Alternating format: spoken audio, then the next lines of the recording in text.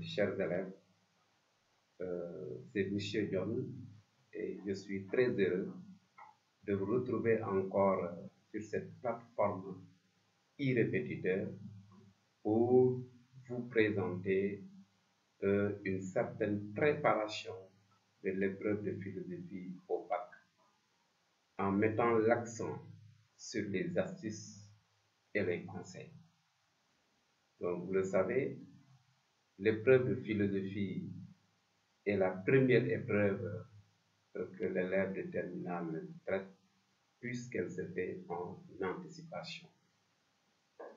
Par conséquent, l'élève doit savoir un certain nombre de choses, surtout concernant la méthodologie de dissertation et la méthodologie du commentaire de texte.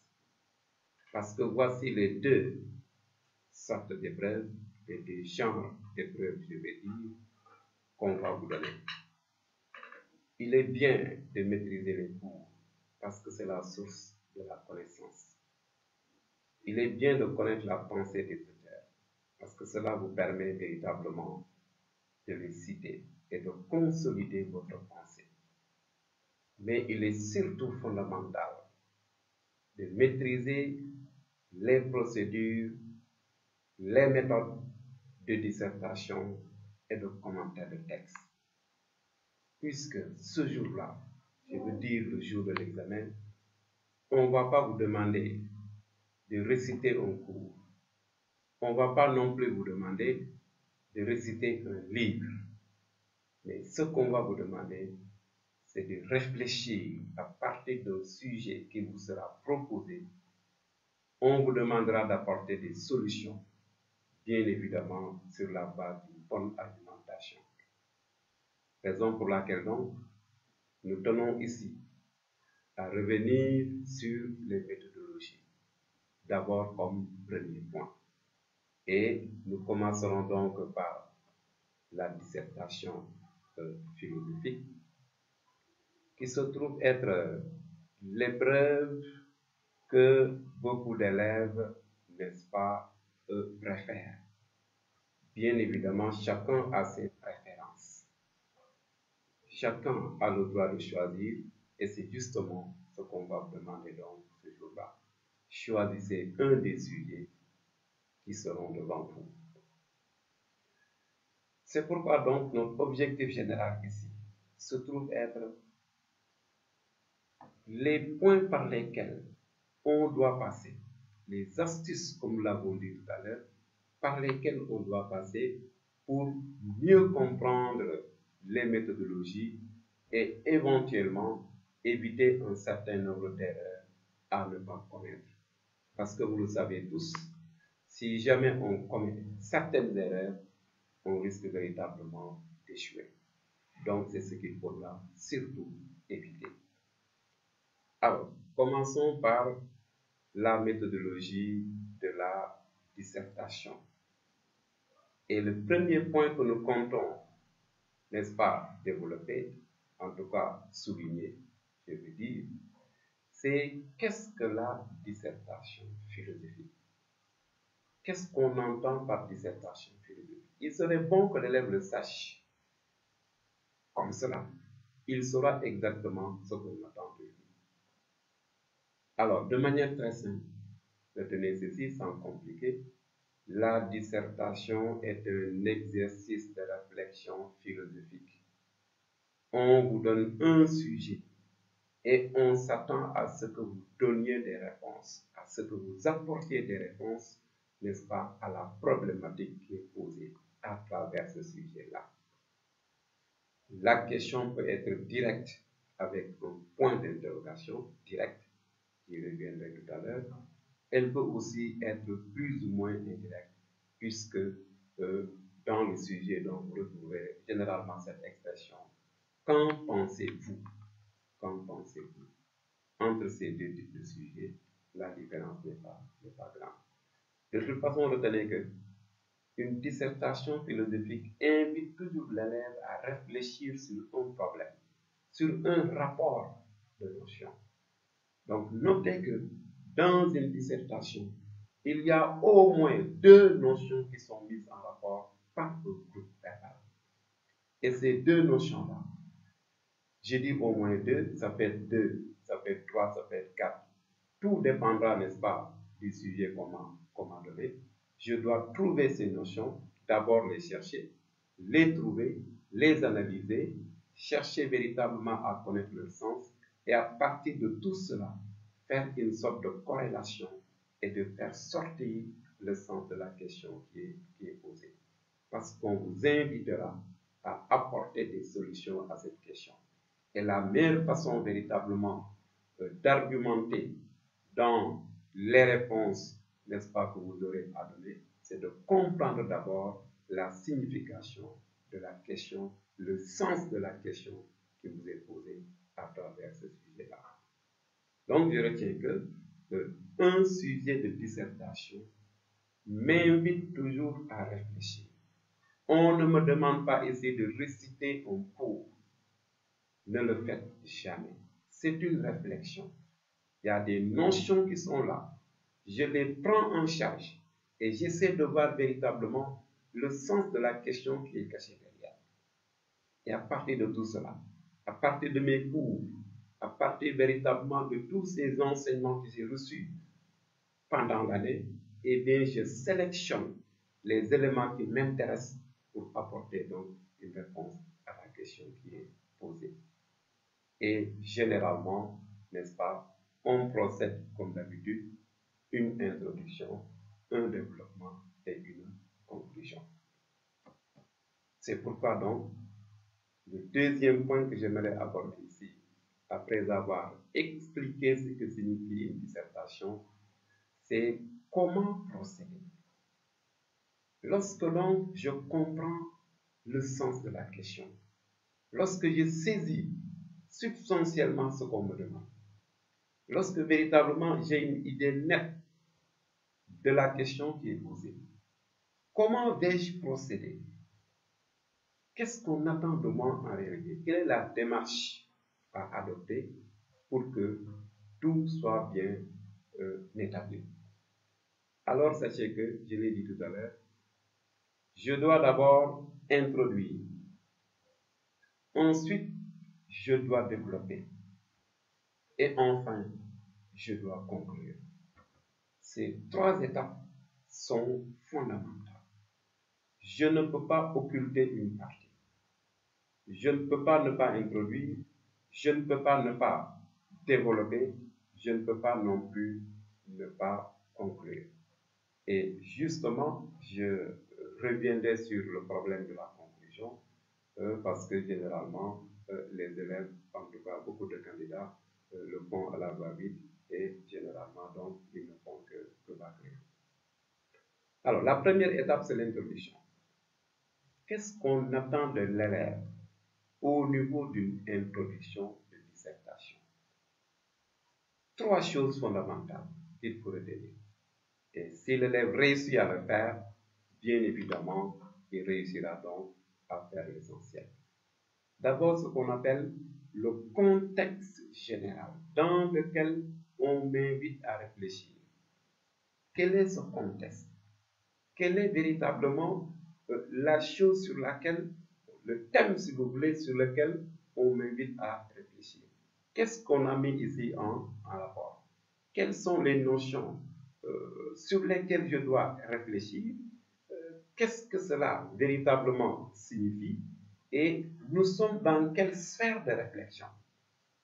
Par exemple, si le sujet me traite du problème de la liberté et de l'État, ou de la liberté et des lois, mais je suis ici dans un contexte bien déterminé. Et dès que donc je décèle ces concepts autour desquels la réflexion doit tourner, eh bien cela va m'éviter de faire un hors sujet. Donc ce contexte-là doit être dégagé. Si je sais que le sujet donc soulève le problème du rapport entre la liberté et les lois, mais les définitions que je proposerai de loi et de liberté doivent montrer un certain rapport entre ces notions-là, et bien évidemment, tout ceci à partir d'un ou des verbes qui vont jouer donc de pont qui vont assurer donc la relation entre ces notions-là. Il faudrait que le problème donc soit très clair au début. La façon dont vous allez donner ces définitions et le rapport que vous allez établir entre ces notions, eh bien, nous montrerons clairement que nous sommes dans telle ou telle autre problématique. Donc ça, c'est la première étape, la première chose que l'élève doit régler dans une introduction de dissertation philosophique. Ensuite, il devra poser le sujet et le reformuler. Parce que justement, la reformulation permettra de montrer au correcteur qu'on a compris le sujet. La reformulation donc permettra de voir que nous avons éclairé la problématique à partir d'autres thèmes. Nous avons rendu le problème très clair et celui qui le lit aura donc véritablement l'occasion de mieux comprendre, n'est-ce pas, le problème qui est posé. Parce que si l'élève ne réussit pas à bien reformuler le sujet, on peut avoir l'impression, vous voyez donc dès le début de son introduction, qu'il ne comprend pas le sujet et cela donc donne une mauvaise impression sur sa copie. Donc, la reformulation est tout à fait fondamentale. Et qu'est-ce qui me permet en réalité de faire une bonne reformulation? Mais je décèle les concepts clés, ce qu'on appelle les concepts clés d'une dissertation. Je reviendrai là-dessus avec un exemple concret. Par exemple, liberté. Je sais que ce sujet-là m'interroge ou m'invite à réfléchir sur le problème entre la liberté et les droits. Alors, il faudrait que je puisse donner une définition correcte au mot liberté, une définition correcte au mot loi, et je vais remplacer ces mots par leur définition pour que la question donc devienne beaucoup plus claire. Donc, qu'est-ce que j'ai fait? Une fois que j'ai défini ces notions dans mon brouillon, parce qu'il y a éventuellement un travail de brouillon que l'élève doit assurer, donc une fois que j'ai réussi à bien définir ces mots dans mon brouillon, je ne ferai que les remplacer par leur définition et reconduire exactement le sens de la question qui est posée. Et c'est après seulement que je peux passer au plan. Et c'est quoi le plan? C'est la dernière partie de l'introduction. Je dois décliner le comment je compte procéder. Ce problème qui est posé, je dois indiquer le chemin par lequel je dois passer pour apporter une solution. L'élève doit donc décliner ce qu'il doit faire d'abord, ce qu'il doit faire ensuite, ce qu'il doit faire enfin s'il y en a. Et donc c'est au niveau du plan que tout est clair. Vous pouvez le faire avec des questions. Pourquoi? Parce que justement, toute question qui est posée suscite des réponses. Donc, à chaque fois que vous posez une question, eh bien, on s'attend à des réponses. Et donc, au niveau de ce plan-là, quand les questions sont bien ordonnées, on s'attendra à des réponses et justement, ces questions peuvent jouer donc le rôle du plan. Sinon, si vous trouvez qu'il est difficile de poser des questions et de respecter l'ordre, eh bien, passez par des phrases affirmatives. Dites-nous, par exemple, nous tenterons d'abord de montrer que tel. Ensuite, nous montrerons que. Enfin, nous montrerons que. Avec des phrases affirmatives et normalement, donc, le problème, n'est-ce pas, sera résolu parce que nous comprendrons, je veux dire le correcteur, les correcteurs, comprendront exactement, n'est-ce pas, ce que l'élève compte faire par rapport, n'est-ce pas, à la problématique qui est posée. Maintenant, après l'introduction, l'élève doit passer au développement. Et généralement, s'il s'agit donc de la dissertation philosophique, le développement comprend deux parties essentielles. Il y a ce qu'on appelle la thèse et l'antithèse. La thèse donc consiste à dégager une position qui peut être défendue par des arguments Et l'antithèse va consister à montrer que par rapport à cette thèse, nous pouvons avoir d'autres positions, n'est-ce pas, qu'on peut défendre avec des arguments aussi tout à fait solides. Ouais. Et attention à ce niveau, ne jamais croire que l'antithèse est forcément le contraire de la thèse. Il y a beaucoup d'élèves qui croient que nécessairement l'antithèse doit être le contraire de la thèse. Non. En philosophie, tel n'est pas exactement le cas. L'antithèse est une forme, une manière de relativiser la thèse.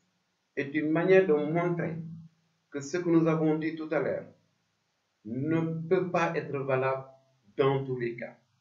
C'est une manière de montrer que par rapport au même problème, je peux avoir aussi des arguments que je peux opposer, n'est-ce pas, à ce que je viens de dire dans la thèse. Et justement, c'est ce relativisme que l'on cherche à montrer, et c'est la raison pour laquelle on exige de l'élève, n'est-ce pas, qu'il commence par défendre une thèse et pour aboutir à une antithèse. Maintenant, tout dépendra du sujet qu'on va vous donner. Je reviendrai tout à l'heure, n'est-ce pas, sur les exemples. Et enfin, n'est-ce pas, l'élève doit passer à la conclusion. La conclusion est une sorte de synthèse.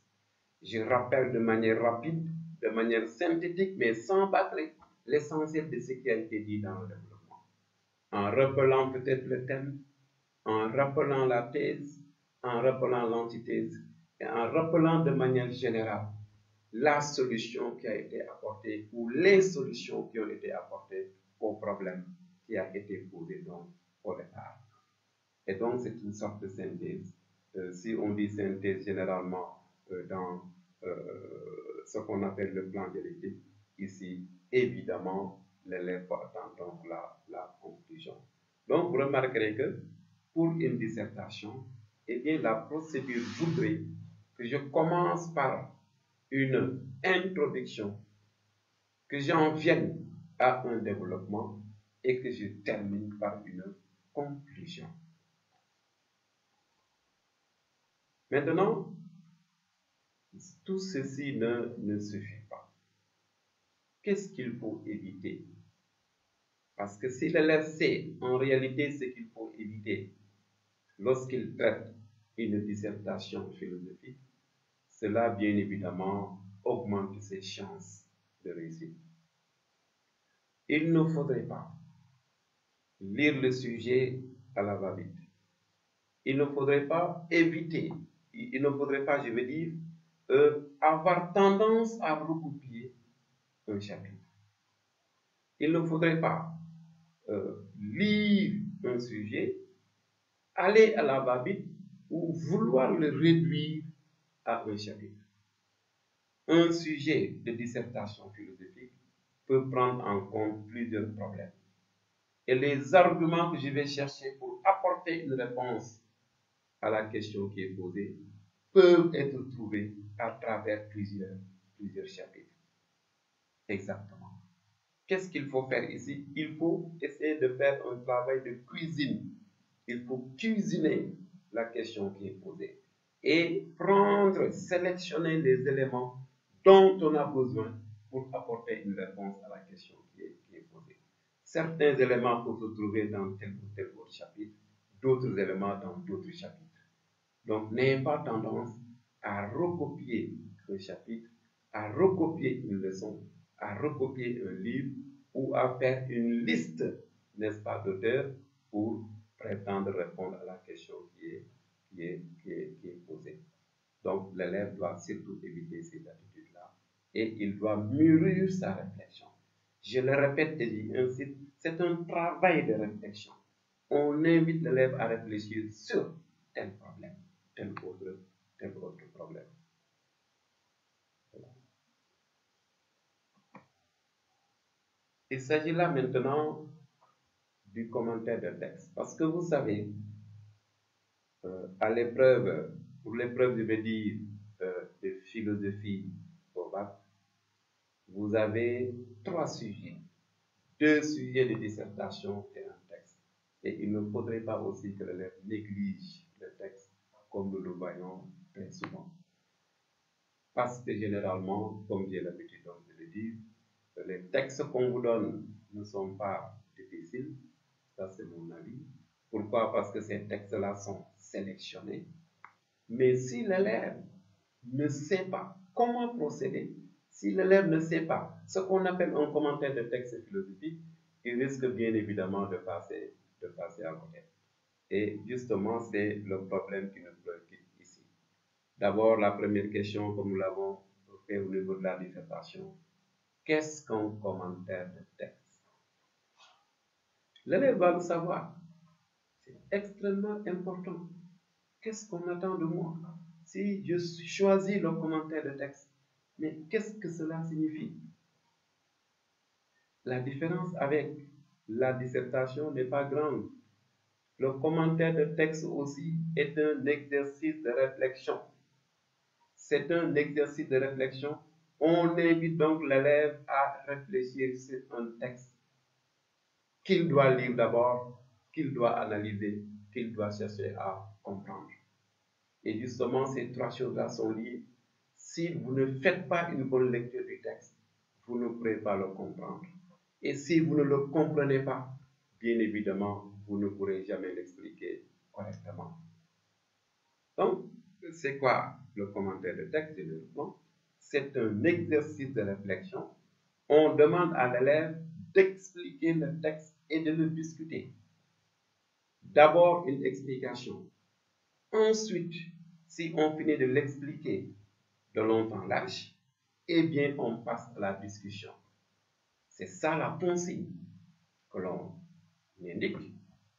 Si vous faites attention sur une épreuve, n'est-ce pas, de philosophie, le sujet 3 correspond toujours au texte et ce que l'on met est tout à fait clair. Expliquer et discuter le texte suivant. Donc, on explique dans une première partie et on discute dans une seconde partie. L'explication est obligatoire, la discussion aussi est obligatoire. Parce que souvent, on me pose cette question, monsieur, est-ce que la discussion est une obligation dans le commentaire de texte? Eh bien, tout de suite, je réponds oui. C'est une obligation puisque la consigne est claire. On a bien dit expliquer et discuter. Donc, cette conjonction de coordination que vous voyez ici joue le rôle d'addition. Vous ne pouvez pas vous contenter d'expliquer, vous ne pouvez pas non plus vous contenter de discuter le texte. Donc, toutes ces 2 parties doivent être présentes et présentes nécessairement. Donc, comment maintenant s'y prendre? Comment procéder?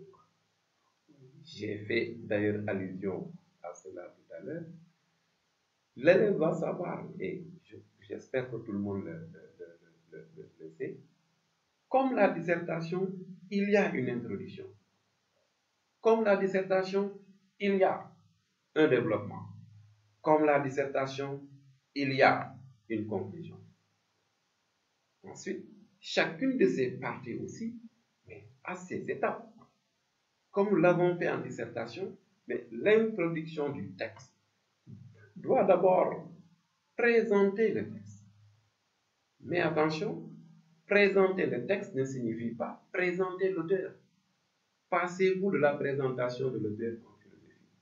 Par exemple, pour ce texte-là, on n'a donné que le nom de l'auteur, Coppens.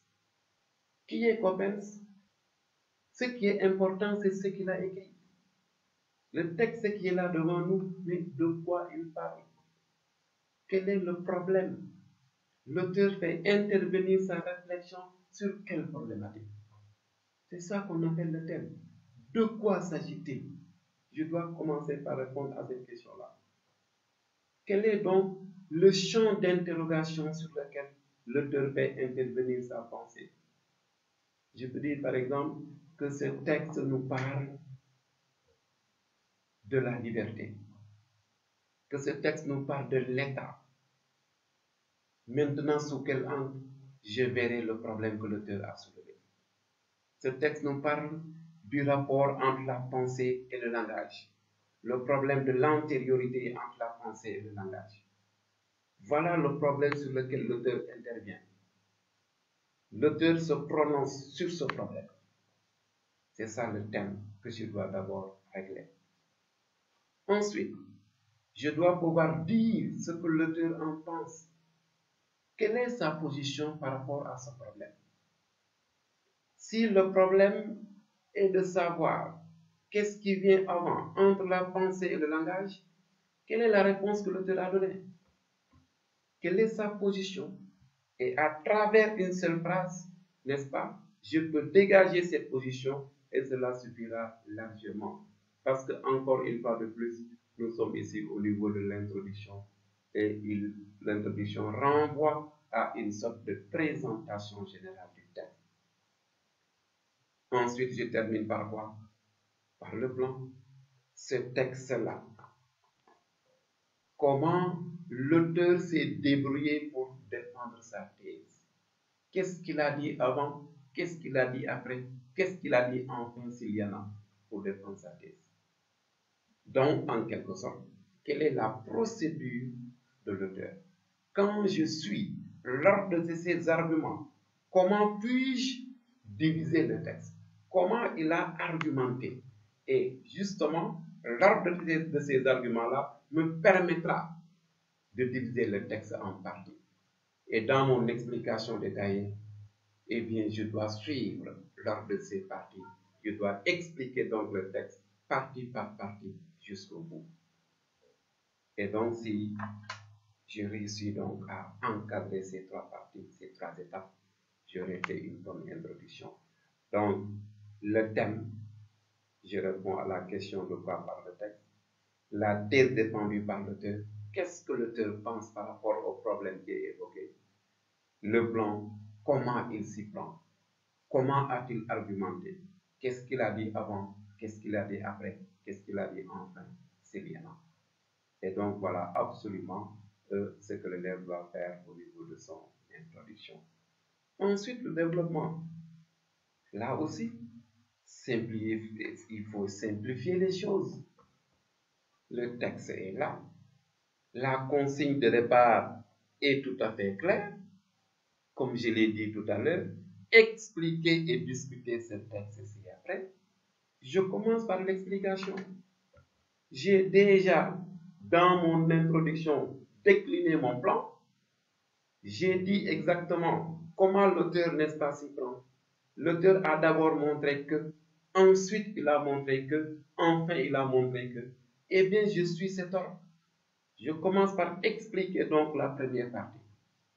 Ensuite la deuxième, ensuite la troisième, s'il y en a. Tout dépend maintenant du texte qu'on va vous donner.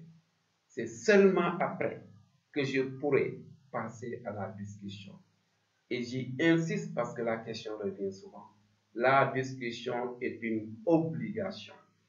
Un devoir, un traitement de commentaires de texte, n'est-ce pas, où l'élève n'a pas discuté, eh bien, on ne sait pas exactement ce qu'il a fait. Ce qu'on sait, c'est qu'il n'a pas respecté la consigne de départ. Expliquer et discuter. Et c'est quoi la discussion? La discussion est un recul que l'on prend par rapport au texte. L'auteur a affirmé un certain nombre de choses. Il a défendu une thèse à travers son texte. Mais est-ce qu'il n'est pas possible, par rapport à certains points de son texte, mais de lui opposer un certain nombre d'arguments? Est-ce qu'il n'est pas possible d'avoir une autre position par rapport à ce que l'auteur a dit? Bien évidemment, tous les textes qu'on vous donne, en tout cas au baccalauréat, il est possible de les discuter parce qu'on les sélectionne. On ne vous donne pas n'importe quel texte. Dites-vous tout de suite que le texte est discutable et vous trouverez là-dedans forcément quelque chose que l'on peut discuter. De toute façon, toute opinion est discutable. Toute opinion est relative. Certes, ce que l'auteur a dit est vrai quelque part, mais il est possible aussi de lui opposer un certain nombre d'arguments qui vont certainement relativiser sa pensée, qui vont certainement montrer qu'il était possible aussi d'analyser le problème sous un autre angle, avec d'autres arguments. Maintenant, ces arguments-là, c'est à vous d'aller les chercher dans vos connaissances, dans vos cours.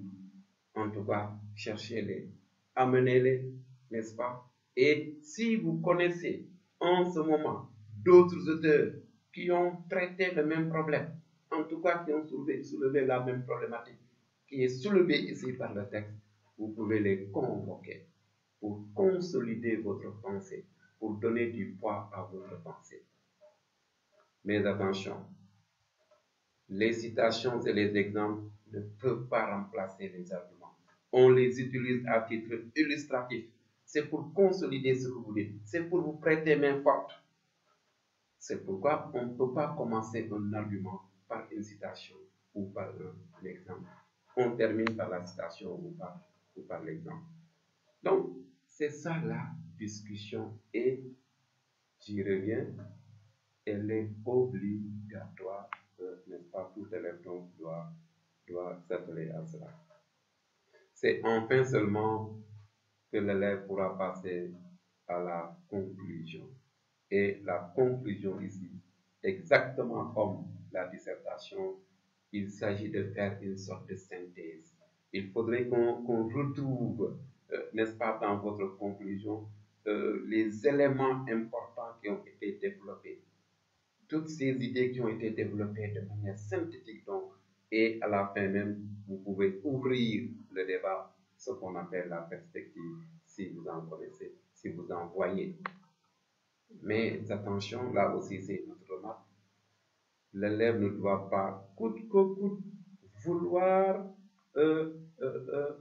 ouvrir le débat, vouloir donner des perspectives. Si vous n'en connaissez pas, si vous n'en trouvez pas, ne forcez pas le destin. Faites votre conclusion en bonne et due forme et bien évidemment, mettez votre point et je crois qu'on ne va pas vous sanctionner parce que vous n'avez pas, n'est-ce pas, donné des perspectives. Donc, je le reprends, il faudrait absolument que l'élève fasse une introduction, il faudrait aussi qu'il fasse un développement et qu'il fasse aussi enfin une conclusion. Maintenant, ce qu'il faut éviter, cela peut-être ne va pas changer par rapport à la dissertation. Il faut éviter de lire le texte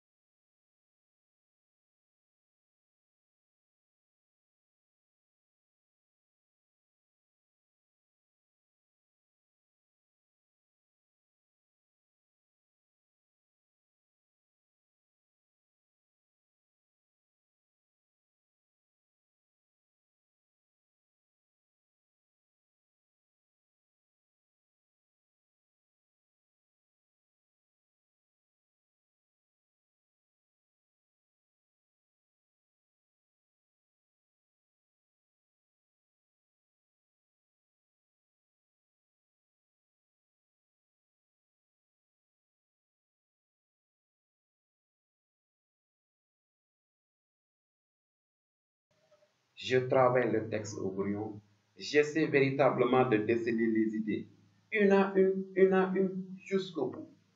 Et si je vois l'ordre de ces idées, mais dans mon explication, je vais éviter ce qu'on appelle la paraphrase, que beaucoup d'élèves font d'ailleurs. Paraphraser un texte signifie passer tout son temps à le recopier en ne changeant que quelques mots. Si vous le faites, vous risquez d'escamoter le texte, vous risquez de faire dire à l'auteur ce qu'il n'a pas dit. Or, nous savons tous que personne n'aime qu'on dise de lui ce qu'il n'a pas dit. Donc, je dois l'éviter. Je dois éviter de faire dire à l'auteur ce qu'il n'a pas dit. Qu'est-ce qui peut me permettre de l'éviter? C'est en faisant une bonne lecture du texte. Et on ne peut pas lire un texte philosophique comme si on était en train de lire un harlequin ou un roman photo. Je dois me concentrer parce que les idées sont organisées d'une certaine manière. Parce que tout simplement, pour percevoir le sens du texte, il me faut une concentration. Prêtez attention à tous les mots. Ici, tout est important. La grammaire, la syntaxe, l'orthographe, tout ce que vous voulez, en tout cas, concernant le bon français.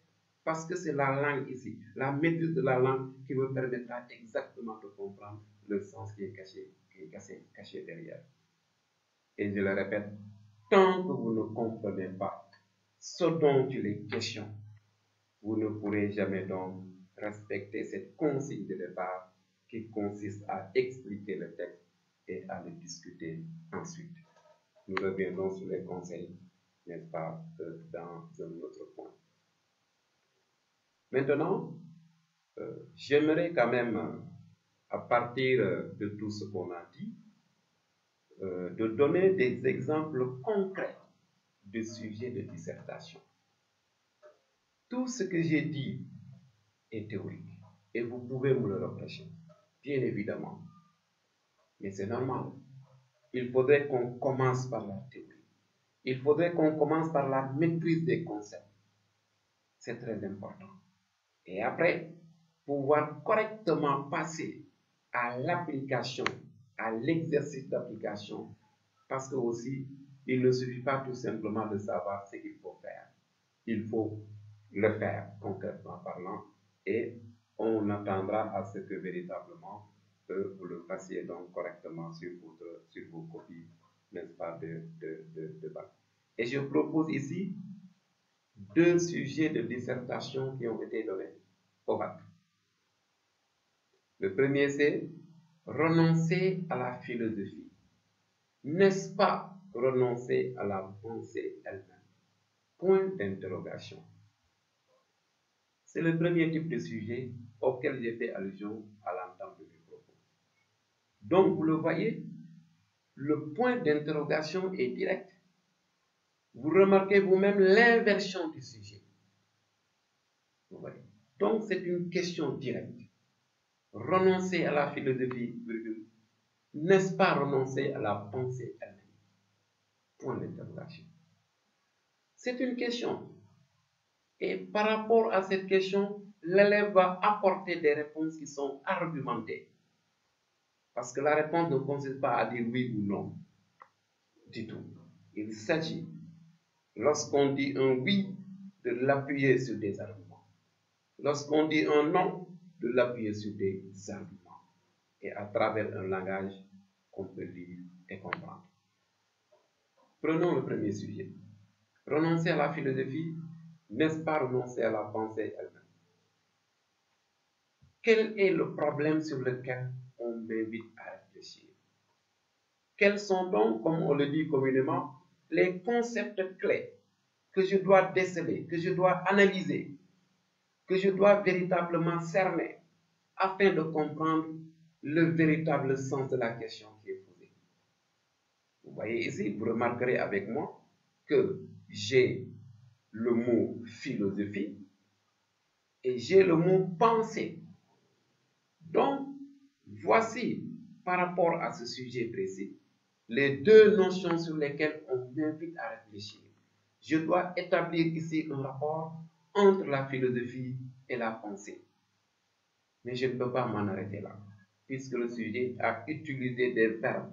Et pour que je puisse passer ou établir le rapport entre la philosophie et la pensée, je dois passer par ces verbes, parce que ces verbes jouent le rôle de pont.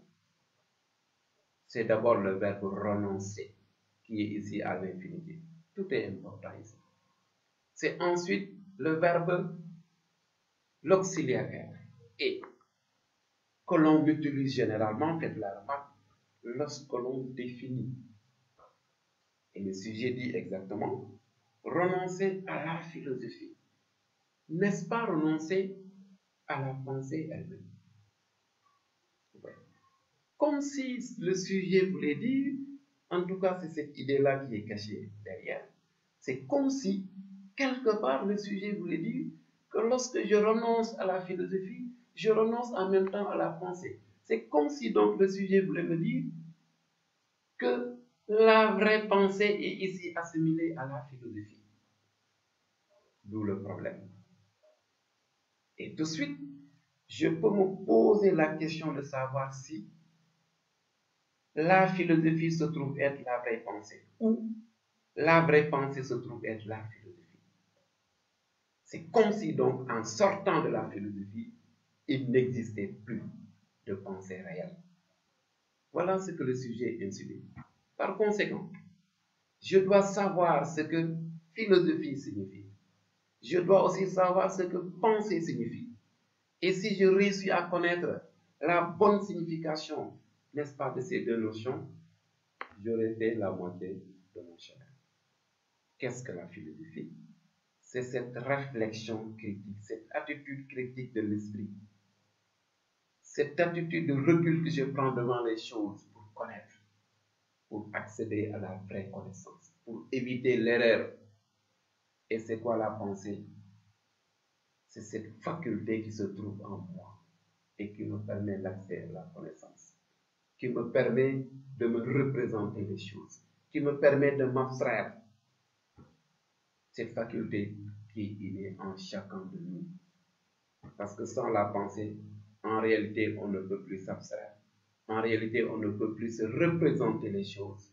En réalité, on ne peut plus accéder à la connaissance claire, à la connaissance qui peut-être ne présente aucun doute.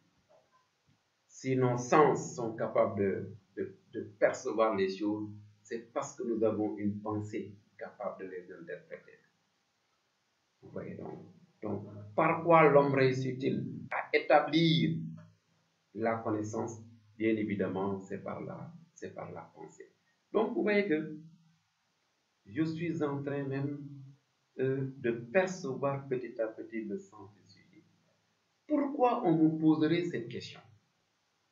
Pourquoi véritablement le sujet semble dire, attention, j'ai dit semble dire, ou semble soutenir, parce que une question cache toujours un problème derrière, semble soutenir que la pensée réelle renvoie à la philosophie, ou la philosophie renvoie à la pensée réelle. Pourquoi? Quel est le sens de cette question? Parce que justement, on m'a appris dans mes cours donc, de philosophie que la philosophie se trouve être un domaine de réflexion critique. Le philosophe est quelqu'un qui se méfie des apparences, comme Descartes, qui se méfie des illusions, qui se méfie de l'opinion, parce que justement ces choses sont souvent victimes d'erreurs. Or, ce qui intéresse particulièrement le philosophe, c'est la connaissance de la vérité. Et que donc, c'est à partir de cette attitude critique qu'il établit des connaissances réelles, et par cela même des pensées réelles. Est-ce que l'homme n'aurait pas préféré, à chaque occasion, d'établir une pensée réelle qui lui évitera de plonger dans des erreurs? Bien évidemment, oui. Et donc, si je fais encore l'analyse de ce sujet-là, je vois que on m'invite à réfléchir sur le caractère critique de la philosophie, sur ce qui fait la validité de la réflexion philosophique, sur ce qui fait véritablement sa substance, ce qui fait donc son essence. La philosophie va se présenter en ce moment comme une pensée rationnelle, organisée, argumentée, et dont l'objectif est d'établir la vérité, donc d'établir de vraies pensées. Et par la même occasion, donc, vous voyez que la philosophie sera différente du mythe, elle sera différente de la magie, elle sera différente de la religion.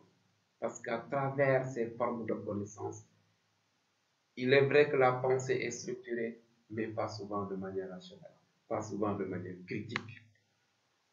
Donc, voyez exactement ce que cela donne. Quand on dit renoncer alors à la philosophie, n'est-ce pas renoncer à la pensée elle-même? Vous voyez que je dois ici commencer par démontrer ou défendre, si vous voulez, une thèse, la thèse qui va consister à montrer que renoncer à la philosophie peut sembler renoncer à la pensée.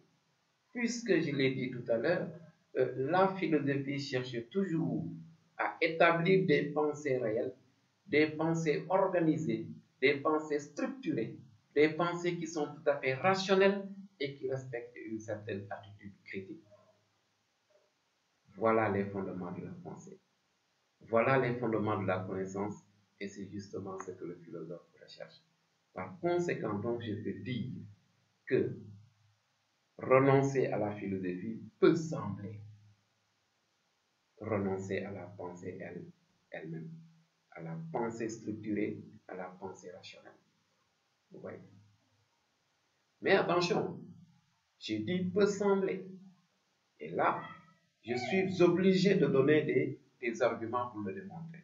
Je ne suis pas catégorique dans ma position, puisque l'antithèse va me montrer qu'il est vrai que la philosophie est une pensée réelle, qu'il est vrai que la philosophie est une pensée structurée, qui cherche à connaître la vérité et qui l'établit en quelque sorte, si vous voulez. Mais attention, est-ce que toute la pensée de l'homme peut être réduite à la philosophie? Est-ce qu'il n'existe pas d'autres pensées qui ne sont pas philosophiques? Est-ce que toute la pensée de l'homme n'est rien d'autre que philosophie? Réfléchissons là-dessus. Et là, nous voyons nettement que la philosophie n'est pas la seule forme de pensée. On peut retrouver d'autres pensées, mais qui ne sont pas philosophiques. Toute pensée n'est pas forcément philosophique.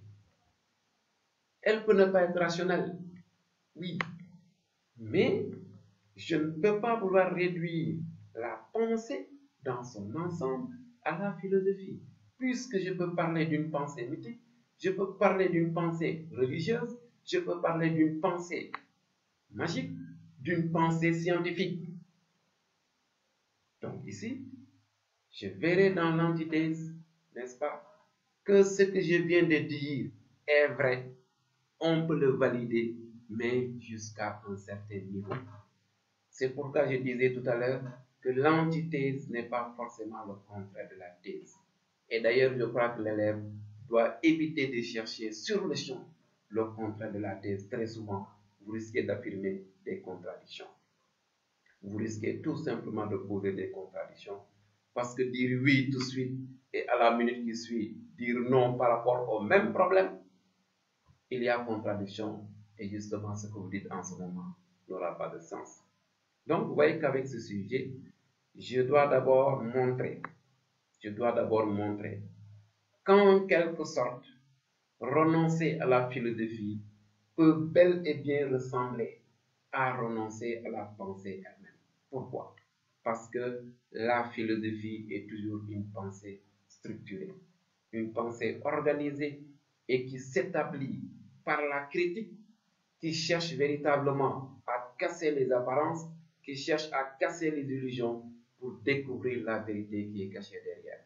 Et c'est seulement dans ces conditions-là que nous pouvons établir une pensée digne de ce nom, une pensée, n'est-ce pas, une pensée crédible, une pensée sur laquelle on peut se fonder pour, n'est-ce pas, bâtir des choses.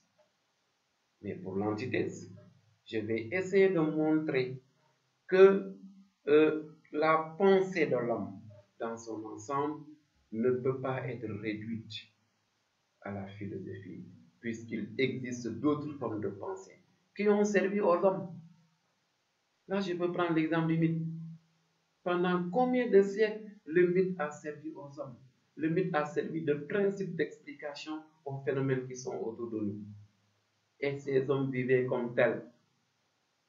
Pendant combien de siècles la religion a servi et a continué à servir aux hommes? C'est c'est un type de pensée, c'est une forme de pensée, n'est-ce pas, qui est là et qui est fondamentale, même quelque part. C'est pourquoi donc, ce que j'ai affirmé dans la thèse est certes vrai, mais je peux le relativiser en montrant que donc la pensée humaine ne peut pas être réduite à la philosophie. Sans plus tarder, considérons aussi le sujet numéro 2. La liberté suit toujours les lois. Elle règne ou périt avec elle. Avec elle ici, c'est elle remplace les lois, donc il y a une petite erreur. Ici, loi c'est au pluriel, vous nous excusez.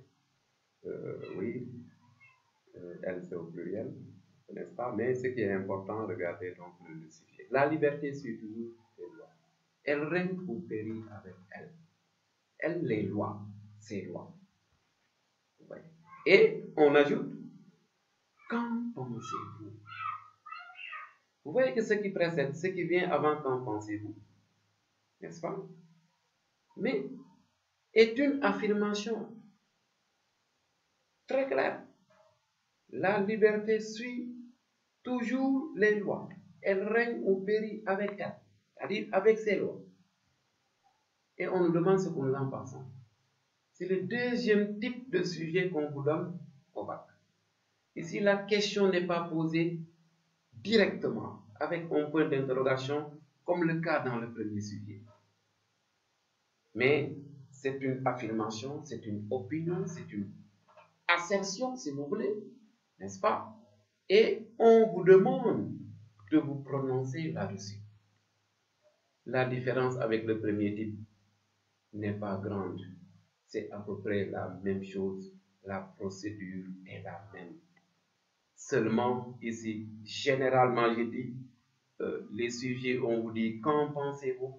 Ce qui précède, ce qui vient avant, qu'en pensez-vous, je veux dire, n'est-ce pas, correspond à la thèse. Et l'antithèse, vous allez la rechercher, n'est-ce pas, après. L'antithèse, c'est vraiment l'élève ici, c'est l'élève qui doit voir ce qu'il pourrait dire, n'est-ce pas, par rapport à cette antithèse-là. Mais donnons l'exemple. Donc, je dois regarder dans mon brouillon, analyser, chercher à connaître le sens du mot liberté et le sens du mot loi, sans oublier les verbes qui les accompagnent. Suis toujours les lois. Elle règne, la liberté règne, elle règne ou elle périt avec ses lois. Donc, il faudrait que je sache ce que loi signifie, ce que liberté signifie, ce que régner signifie et ce que périr signifie. Et vous noterez avec moi que ceci est un travail fondamental que je dois faire. Parce que dès que je saisis, n'est-ce pas, le sens de ces concepts, et bien à partir de là, je pourrai nettement saisir le sens de la question qui m'est posée. Et là, on me demande de me prononcer sur ce qui a été dit, sur cette assertion, sur cette opinion, qui consiste à dire que la liberté suit toujours le sort des lois. Elle règne ou périt avec elle. Et pour le mot liberté, si jamais, bien évidemment, ça c'est juste l'exemple que je donne, si jamais vous rencontrez un sujet qui traite de liberté, attention à la définition. Et montrez que, ou en tout cas, il faut le savoir avant, qu'on peut avoir deux perceptions de la liberté. La liberté qui va renvoyer à l'indépendance absolue, en tout cas, c'est la première idée que nous avons de la liberté, n'est-ce pas? Cette liberté qui consiste à dire qu'elle est une absence totale de contrainte, donc une volonté sans contrainte, une indépendance totale, je vous l'ai dit, et cette liberté qui s'inscrit à l'intérieur des lois. Cette liberté qui n'est possible qu'avec les lois, comme le défend Rousseau. Ici, n'est-ce pas? Nous pouvons avoir l'impression qu'il s'agit là d'un Rousseau qui est caché derrière, parce que c'est justement ce qu'il défend. Rousseau est contre le fait de dire ou de réduire la liberté à une absence totale de contrainte, à une absence de loi, à faire ce que l'on veut. Pourquoi? Parce que justement pour lui, la vraie liberté est celle-là qui est déclinée par les lois, qui est inscrite, qui est limitée, qui est tracée, ou en tout cas qui est garantie par les lois. En dehors des lois, donc, il n'y a point de liberté. Règne ou périr, règne signifie donc s'imposer par un pouvoir. Périr signifie disparaître, n'est-ce pas? Disparaître. Et donc, qu'est-ce que cela signifie? C'est comme si le sujet me disait, tant qu'il n'y a pas de loi, il n'y a pas de liberté. Tant qu'il n'y a pas de loi, je ne peux pas parler de l'existence de liberté. Parce que si chacun fait ce qu'il veut, on fera forcément ce qui déplaît aux autres. Et ce sera la guerre de tous contre tous, comme le disait Hobbes. Homo hominis lupus est. L'homme est un loup pour l'homme, parce que chacun fera nécessairement ce qui déplaît aux autres, et ce sera à l'origine des conflits. Nous connaîtrons en ce moment une guerre de tous contre tous, et ce qui rendra impossible la vie en société. Donc, pour la thèse ici, je dois commencer par soutenir ce qui est dit, par des arguments, valider ce qui est dit.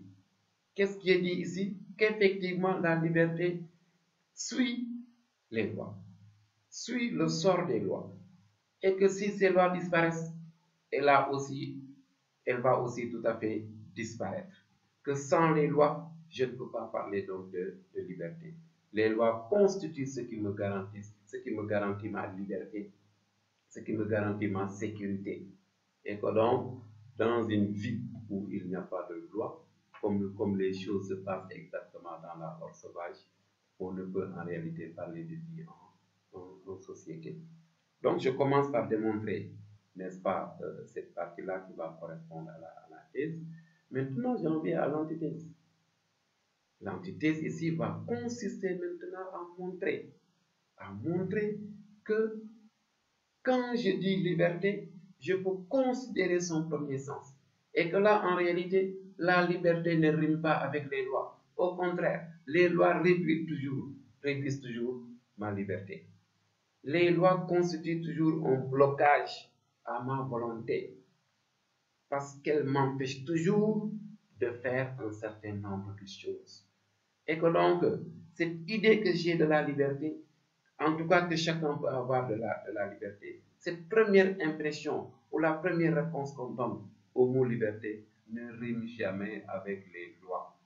Par conséquent, si je considère cette liberté-là, bien évidemment, je peux dire que la liberté ne rime pas avec les lois, et que donc, dès que je parle de loi, je trace des limites à ma volonté. Je trace des limites donc à cette volonté qui me permet de vaquer à mes occupations. Et de toute façon, on doit organiser tout cela à travers, n'est-ce pas, un langage très clair que l'élève va tenter, n'est-ce pas, de parler. En relisant la copie, j'y reviendrai tout à l'heure, n'est-ce pas, dans les conseils, les orientations, ce qu'il faut éviter, n'est-ce pas, ce truc-là. Et si vous le faites dans un français qu'on peut lire et comprendre, vous aurez fait tout à fait l'essentiel. Maintenant, venons-en aux commentaires de texte. Nous avons là aussi choisi deux textes que nous allons rapidement lire et essayer de voir, n'est-ce pas, l'essentiel de ce que l'élève doit dire, le comportement qu'il doit prendre, n'est-ce pas, lorsqu'il choisit le commentaire de texte. Encore une fois de plus, c'est un choix. Alors, le premier texte est celui de Coppens. C'est un texte qui a été donné aux séries techniques à la session de remplacement de 2018. Alors, je vous le lis pour que vous ayez une idée de ce qu'il dit. Nous sommes désormais dans un milieu culturel au sein d'un milieu naturel, au point que lorsque la nature nous agresse, lorsque la nature nous sollicite, nous répondons par notre culture. Quand il fait froid, on s'habille. Le corps reste paresseux et l'évolution ralentit et probablement s'arrête. Tant que notre culture sera capable d'avoir la réplique, d'avoir la parade à la sollicitation naturelle, nous serons préservés dans notre corps. Nous ne volerons plus, en tout cas à la même vitesse, morphologiquement parlant. Cela signifie que la préhistoire et la paléontologie sur des ossements, sur des cailloux, sont parvenus en quelque sorte à démontrer le passage de la nature à la culture, le passage de l'inné à l'acquis. Autrement dit, ni plus ni moins, la conquête par l'homme de la liberté et de sa dignité et en même temps de sa responsabilité. Voilà le premier texte que nous proposons comme exemple. Et comme je l'ai dit tout à l'heure, je dois commencer par le lire correctement, dans la plus grande concentration, afin de le comprendre. Parce que je le répète, tant que je ne le comprends pas, je ne pourrai pas dire grand-chose. Et n'oubliez pas la consigne qui a été donnée. Expliquer et discuter ce texte-ci après. Alors regardez bien. Nous sommes désormais dans un milieu culturel au sein d'un milieu naturel.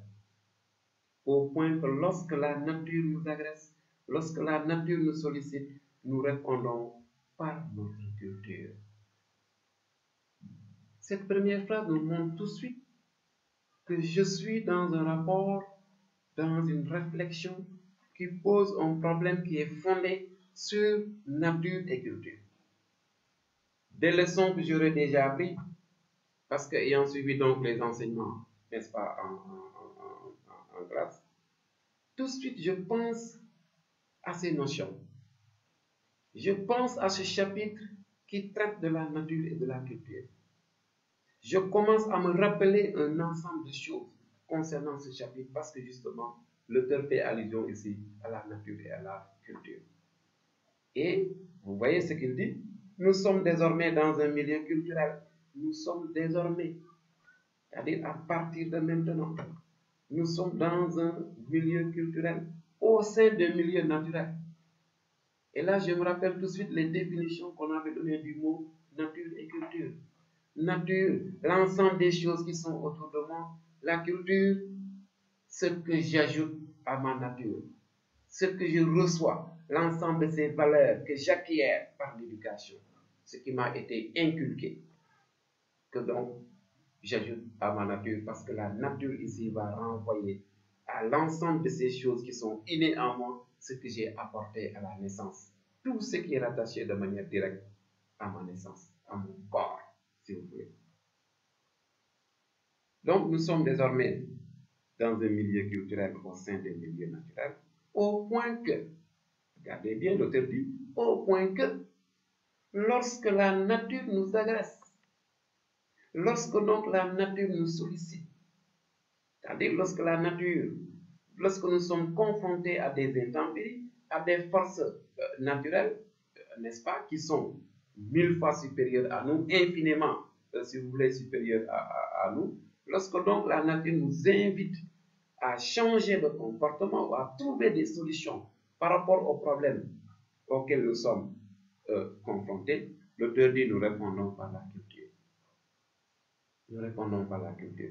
C'est comme s'il voulait dire que la solution apportée par l'homme ici pour surmonter les problèmes auxquels il est confronté, les problèmes que la nature lui impose, se trouve être exactement là, la culture.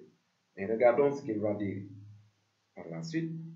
Quand il fait froid, vous voyez que là, il donne des exemples. Il est en train d'illustrer par rapport à ce qu'il vient de dire tout à l'heure. Quand il fait froid, on s'habille. Quand le corps reste, oui, il ajoute, le corps reste paresseux et l'évolution ralentit et probablement s'arrête. Oui. Donc, lorsque la culture quelque part nous donne une solution, l'homme a tendance à s'éterniser dans cette solution-là. L'homme a tendance, donc, si vous voulez, à se naturaliser dans ces solutions, au point que le corps, peut-être en ce moment, ne sera plus capable de s'adapter, ou en tout cas va s'adapter difficilement à une nouvelle situation qui pourrait se poser. C'est pourquoi l'auteur dit, et l'évolution ralentit, et probablement s'arrête. Tant que notre culture sera capable d'avoir la réplique, d'avoir la parole, excusez-moi, à la sollicitation naturelle, nous serons préservés dans notre corps. Nous n'évoluerons plus et en tout cas à la même vitesse. Pas en tout cas à la même vitesse. C'est comme si donc l'auteur voulait dire que les solutions apportées par la culture, l'homme a tendance à dormir, l'homme a tendance à s'ennoblir dans ces solutions-là et que peut-être cela ne favorise pas son évolution, ne suscite pas sa réflexion, parce qu'en réalité, la réflexion est beaucoup plus sollicitée lorsqu'on est confronté à des problèmes qu'on doit surmonter. Et regardez ce qu'il dit par la suite. Cela signifie que la préhistoire et la paléontologie sur des ossements, sur des cailloux, sont parvenus en quelque sorte à démontrer le passage de la nature à la culture, le passage de l'inné à l'acquis, autrement dit, ni plus ni moins, la conquête par l'homme de sa liberté, de sa dignité et en même temps de sa responsabilité. Vous voyez que c'est seulement à ce moment-là que je vois maintenant la position claire de l'auteur par rapport au problème qu'il soulève. Et ne vous trompez pas, je ne peux pas tout de suite, à partir de la première ligne, comme certains élèves ont tendance à le faire, vouloir connaître la position de l'auteur ou vouloir connaître de quoi il s'agit dans ce texte-là. Parce qu'à partir de cette phrase-là, les choses deviennent beaucoup plus claires. Je reprends, cela signifie que, c'est-à-dire par rapport à tout ce qu'il vient de dire, cela signifie que la préhistoire, la paléontologie sur des ossements, sur des cailloux, sont parvenus en quelque sorte à démontrer le passage de la nature à la culture, le passage de l'inné à l'acquis. Autrement dit, ni plus ni moins, la conquête par l'homme de sa liberté et de sa dignité et en même temps de sa responsabilité. C'est comme si donc l'auteur voulait dire que, par exemple, par rapport aux autres animaux, par rapport aux autres êtres, l'homme est celui-là qui a réussi à apporter des solutions aux problèmes que la nature lui impose et qui finit par faire un passage de la nature à la culture. C'est comme si l'auteur voulait dire donc que l'homme n'est pas resté au stade naturel, comme on peut le remarquer chez les animaux. C'est comme si l'auteur voulait dire quelque part que la nature ne suffit pas à l'homme. Parce que cette nature, quelquefois, n'est-ce pas, présente à l'homme des dangers, présente à l'homme des problèmes, n'est-ce pas? Et l'homme, donc, doué d'une certaine intelligence, est capable véritablement de trouver des solutions. Et à force de trouver des solutions, il finit par instaurer une culture qui fera sa différence, toute sa différence avec les autres êtres, avec les animaux. Les animaux s'en tiennent à la nature. La nature suffit pour déterminer un animal. La nature suffit pour faire de l'animal ce qu'il doit être. Mais l'homme ne se suffit jamais à la nature. La nature est là. C'est la nature qui rend possible son existence. Parce que tout ce qui se rattache à la nature est relatif à la naissance. Mais l'homme, au-delà de ce naturel, n'est-ce pas, va chercher à augmenter les choses, va chercher à se préciser, va chercher à se spécifier, va chercher donc à se différencier fondamentalement des animaux. Donc vous voyez ici que la culture est évoquée par l'auteur pour montrer ce qui fait sa spécificité et comment l'homme donc a réussi à l'installer, à l'instaurer si vous voulez, n'est-ce pas, au cours des siècles. Et vous remarquerez que cette culture-là varie en fonction du temps et de l'espace, suivant donc la réalité des sociétés. Maintenant, il faudrait absolument discuter le texte. Comme en dissertation, on parle de thèse et d'antithèse. Dans le texte, on va parler d'explication détaillée et de discussion. L'explication détaillée correspond à la thèse en dissertation et la discussion correspond à l'antithèse. C'est exactement la même chose. Je vais essayer de trouver dans le texte des choses qui sont discutables ou bien de manière beaucoup plus simple, mais je cherche à discuter la thèse défendue par l'auteur. L'auteur pense que cette mutation, les problèmes auxquels les hommes sont confrontés, a poussé ces mêmes hommes, n'est-ce pas? Ces problèmes ont poussé ces mêmes hommes à trouver des solutions. Et progressivement, l'homme va passer de la nature à la culture. Voilà ce qu'il soutient en quelque sorte. Et je peux vous poser la question de savoir, est-ce que cela a été les seuls motifs qui ont poussé l'homme à instaurer une culture? Et d'ailleurs, la question est de savoir par ailleurs si véritablement cette culture est forcément quelque chose qui est favorable à l'homme.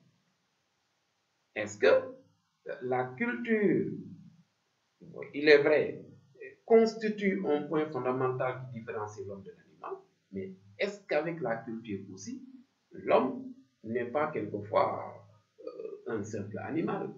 Est-ce que toute cette procédure ou toutes ces lois qui ont été instaurées, ces valeurs qui m'ont été inculquées, correspondent à de bonnes choses, correspondent à de bons comportements? Ceci donc n'est pas du tout évident, et à ce niveau, je peux parfaitement donc critiquer la pensée de l'auteur.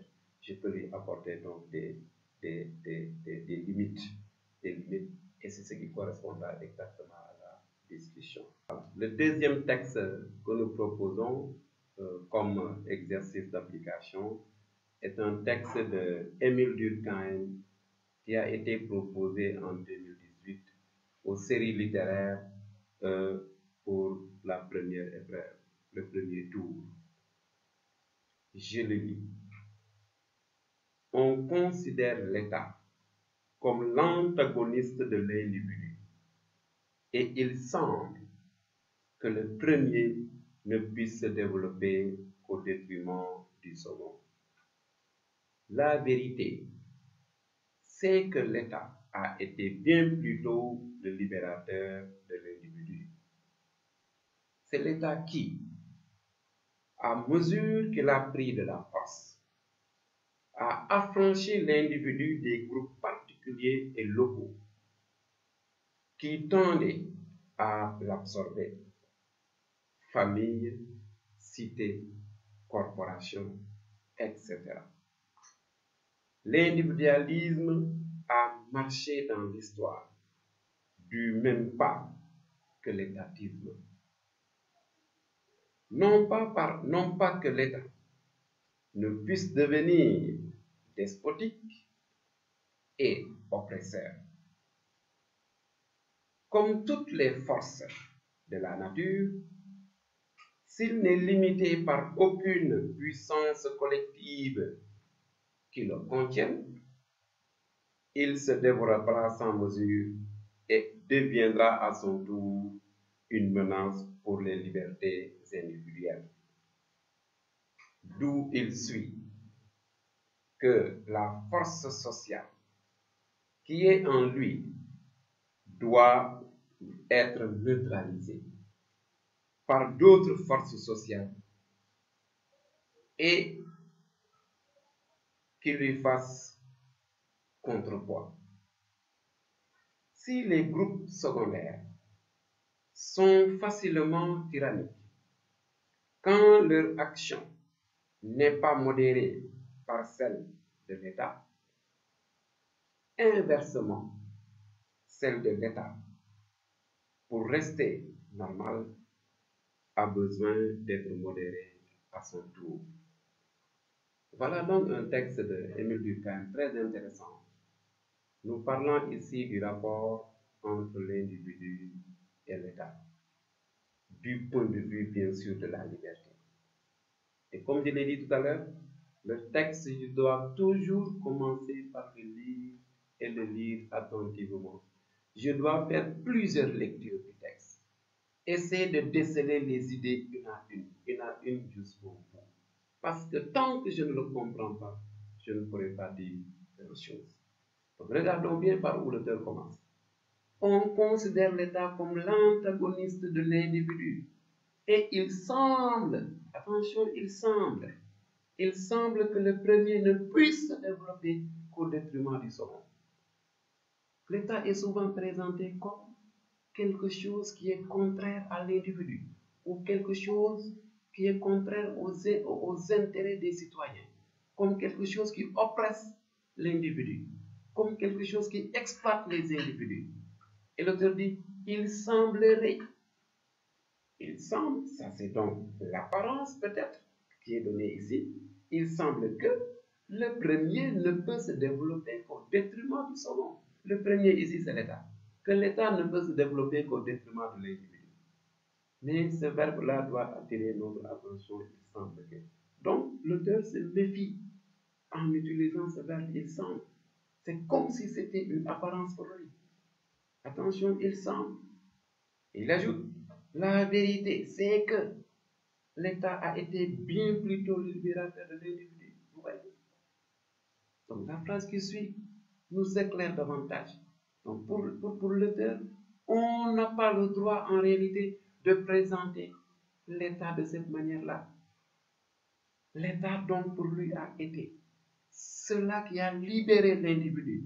Parce que l'individu, comme il le dit, peut être victime d'une certaine oppression qui peut découler de la famille, qui peut découler de la cité, qui peut découler d'une certaine corporation. L'individu peut être enfermé, englobé, au point qu'il ne se libère pas, au point qu'il n'a pas le droit de faire un certain nombre de choses, au point qu'il s'emprisonne dans son moi et n'est pas en réalité quelqu'un qui est libéré.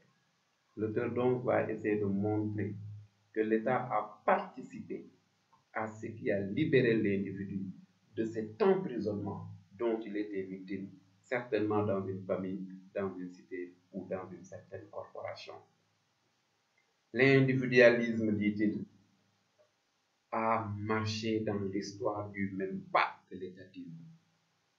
Donc, ce développement de l'individualisme, c'est-à-dire cette liberté, n'est-ce pas, accordée à l'individu, a pris ses marques, s'est imposé au fil du temps, en même temps que l'État.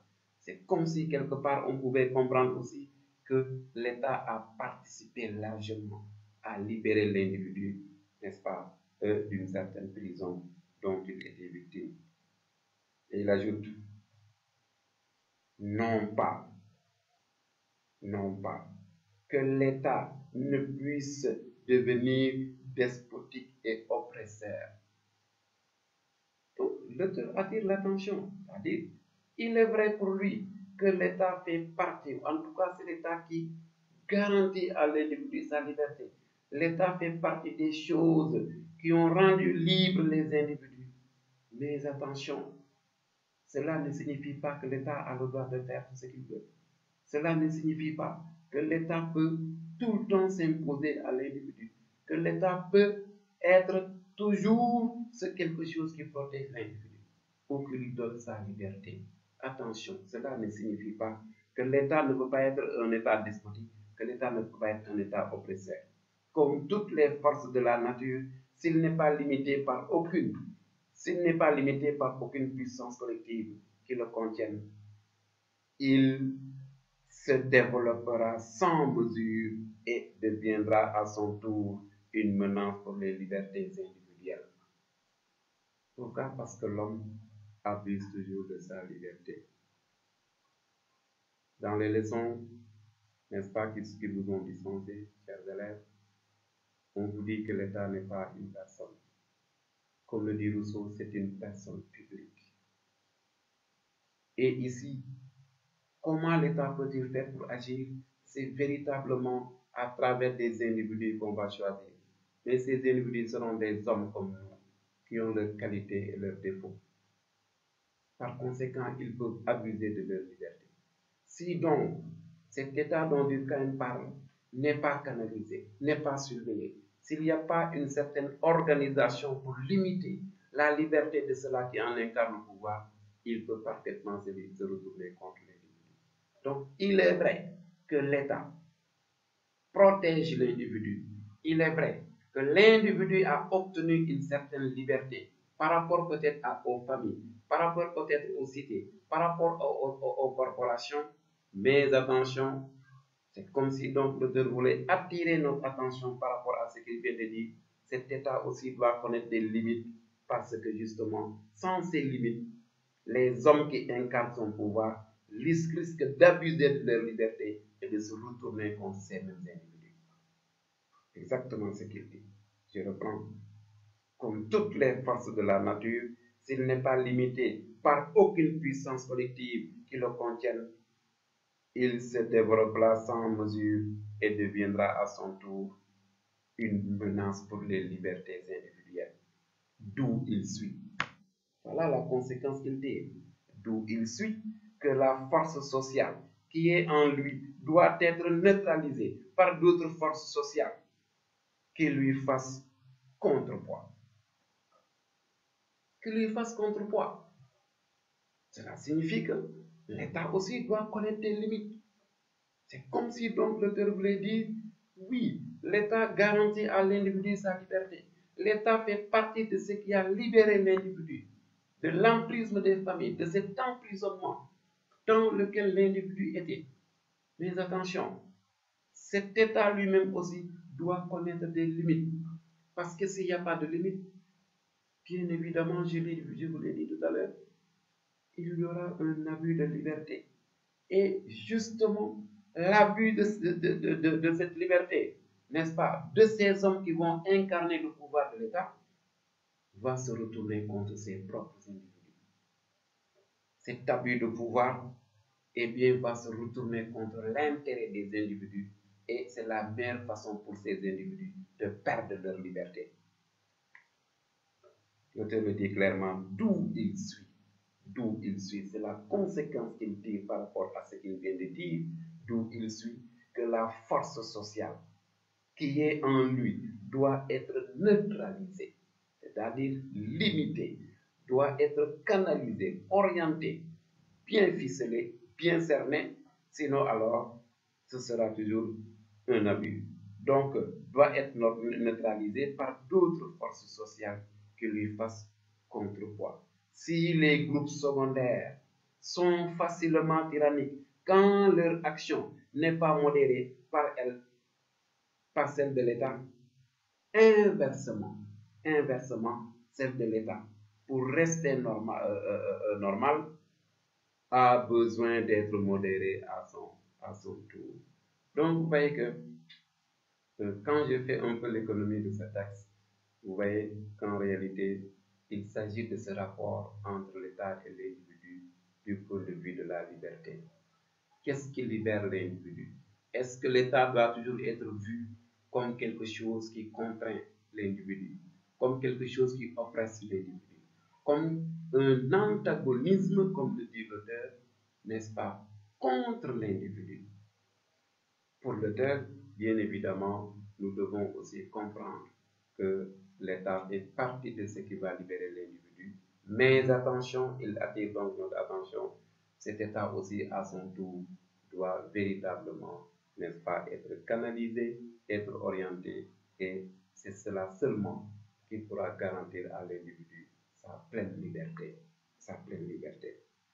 Donc, c'était juste deux exemples que je voulais donner de textes, n'est-ce pas, pour vous montrer le comportement que l'élève doit avoir quand il fait face, je veux dire, à l'épreuve, quand il fait face au sujet qu'il a choisi, qu'il s'agisse de l'une des dissertations, qu'il s'agisse du texte. La concentration d'abord et la bonne lecture du sujet de dissertation, ou en tout cas la bonne lecture, n'est-ce pas, du commentaire de texte.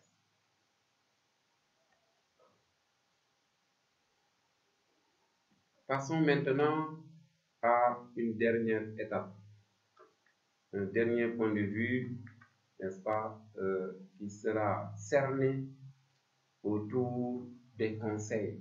Donc, quelques conseils que nous voulons donner aux élèves, quelques comportements qu'ils doivent adopter pour bien s'en sortir. Parce que le bac est un diplôme extrêmement important pour l'individu. C'est une phase, n'est-ce pas, qui va déterminer tout votre avenir. C'est pourquoi donc l'élève ne doit pas n'est-ce pas, jouer avec, comme on le dit. Et voici donc quelques conseils pour le jour J, c'est-à-dire le jour où vous serez appelé à subir ces épreuves. Quelques conseils, chers élèves, et j'aimerais véritablement que chacun les note et qu'il essaie de les pratiquer. Le premier est d'éviter d'amener le téléphone portable. C'est interdit. C'est interdit pourquoi? Mais parce que plusieurs fois, on a pris des élèves en flagrant délit de tricherie avec leur téléphone. Vous pouvez vous connecter avec et entrer dans n'importe quel site. Il suffit tout simplement d'avoir la connexion. Vous pouvez taper le sujet et il vous donne de multiples propositions par rapport à ce sujet-là. Et exactement sur vos convocations, ce point est très bien précisé. Le téléphone portable est strictement interdit, même à l'enceinte du centre. Vous n'avez même pas le droit de le mettre dans le centre. Donc, s'il vous plaît, chers élèves, laissez le téléphone à la maison. Le bac ne dure que 3 jours. Et pour l'épreuve de philosophie qui est anticipée, le bac ne dure que 4 heures. Il est important d'avoir un téléphone, oui, on est d'accord. Mais pour ce jour-là, s'il vous plaît, laissez-le à la maison avec vos parents, ou en tout cas avec des gens, et reprenez-le à votre retour. Le deuxième point, c'est de dormir suffisamment. Allez-y au lit au plus tard à 21h. Reposez-vous. Ne passez pas toute la nuit à faire semblant de réviser. Ce que vous n'avez pas appris pendant 9 mois, vous ne pouvez pas l'apprendre en une nuit. Déposez les cahiers, fermez-les, rangez vos sacs. Ne pensez plus à cela et dormez profondément parce que c'est la meilleure façon de faire reposer l'esprit. Quand l'esprit n'est pas au repos, quand l'esprit n'a pas connu de pause lui permettant de renouveler les énergies, eh bien, vous diminuez votre aptitude à la réflexion. Vous diminuez donc vos capacités de réflexion et ce jour-là, en réalité, vous aurez tendance donc à dormir. Et il faut dormir à la maison plutôt que de dormir le jour de l'épreuve. Donc, allez-y vous coucher très tôt, dormez bien, réveillez-vous très tôt pour arriver très tôt donc au centre. Le point qui suit, c'est prendre le temps de lire attentivement les sujets avant de faire un choix définitif. N'allez pas à la va-vite, j'en ai fait allusion tout à l'heure. Prenez le temps de lire les 3 sujets. On va donc vous donner 3 sujets, 2 dissertations et un commentaire de texte. Et on vous donne la latitude de choisir. Pourquoi se précipiter? Lisez les 3 sujets. Il ne faut pas se faire des fixations. En tout cas, moi, je vais disserter. Ou en tout cas, moi, je vais commenter. Non. Vous ne savez pas encore ce qu'on va vous donner. Prenez le temps de lire les 3 sujets. Et après lecture de ces 3 sujets, prenez le sujet que vous croyez pouvoir bien traiter pour s'en sortir. Ne vous donnez pas. Ne prenez pas un sujet parce que le camarade d'à côté l'a pris. Vous n'avez pas la même tête et vous n'aurez pas le même bac. Le bac est individuel. Réfléchis par toi-même. Tu as une capacité de réflexion. Fais les choses par toi-même. Sois indépendant. Donc, commence par lire les 3 sujets. Imprègne-toi de ces sujets-là. Essayez de voir de quoi ils parlent et faites votre choix. Maintenant, une fois que ce choix est fait, ne revenez pas en arrière parce que c'est une perte de temps et vous n'aurez pas suffisamment de temps de bien traiter le sujet que vous avez choisi en dernier. Donc, dès que vous faites votre choix, que ce choix soit définitif. C'est pourquoi on doit bien réfléchir avant de le faire. Ce choix doit être définitif parce que n'oubliez pas que vous avez 4 heures de temps. Et donc, dès que le chrono se déclenche, toute minute perdue ne peut pas être rattrapée. Voilà. Point suivant, c'est écrire de manière lisible et compréhensible. Pourquoi? Parce que justement, on doit corriger votre copie. Un correcteur doit lire votre copie. Est-ce qu'il doit passer tout son temps à vouloir déchiffrer ce que vous voulez écrire, à vouloir déchiffrer vos écritures? Est-ce qu'il va fournir tout le temps cet effort-là pour essayer de comprendre ce qui est écrit? Est-ce qu'il en a le temps matériel?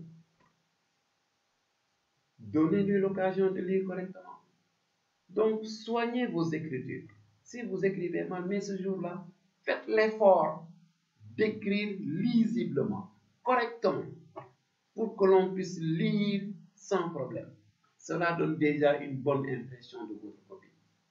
Soignez vos écritures, faites une bonne présentation de la copie, parce que la copie nous donne déjà une idée de la personnalité qui est cachée derrière. Donc, si elle est sale, on peut penser aussi que vous l'êtes dans votre vie. Si elle est mal présentée, on peut penser aussi que dans votre vie, vous n'avez aucune organisation. Si on ne peut même pas lire ce que vous dites, ce que vous écrivez, ce que vous avez écrit, je veux dire, on peut penser aussi que dans votre vie de tous les jours, vous n'êtes pas tout à fait sérieux. Même si cela, n'est-ce pas, ne correspond pas à votre nature réelle. Parce que ce qui est devant le correcteur, ce n'est pas le candidat en tant que tel, c'est plutôt la copie. Il faudrait alors que cette copie, n'est-ce pas, soit soignée. Donc, s'il vous plaît, une bonne présentation.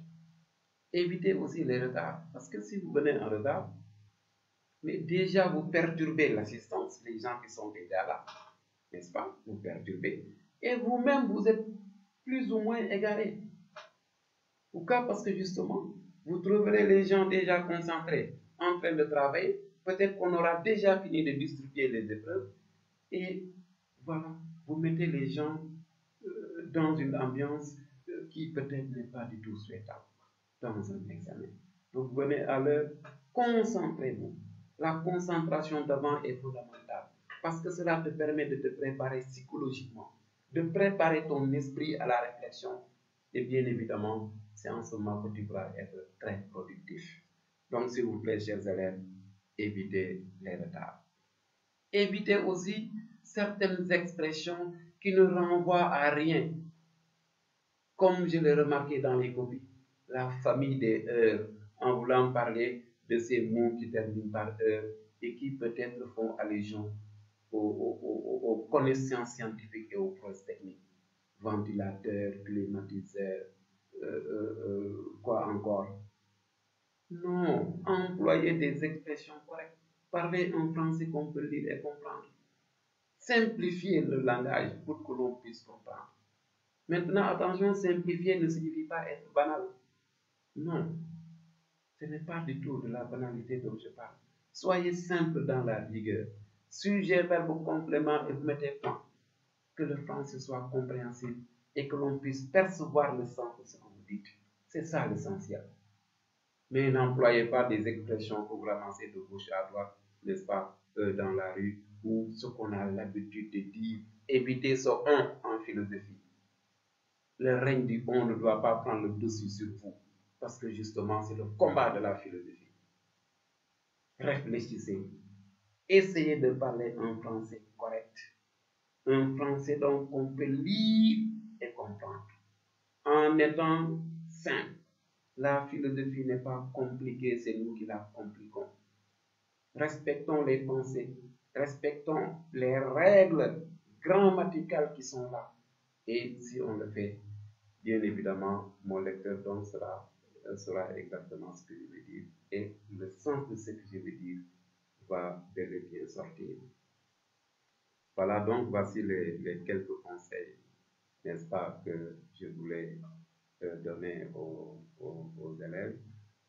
Terminer donc par là, en vous souhaitant donc une très bonne chance, n'est-ce pas, en vous souhaitant un esprit clair, que vous soyez éclairés ce jour-là dans la plus grande concentration et dans votre bénéfice.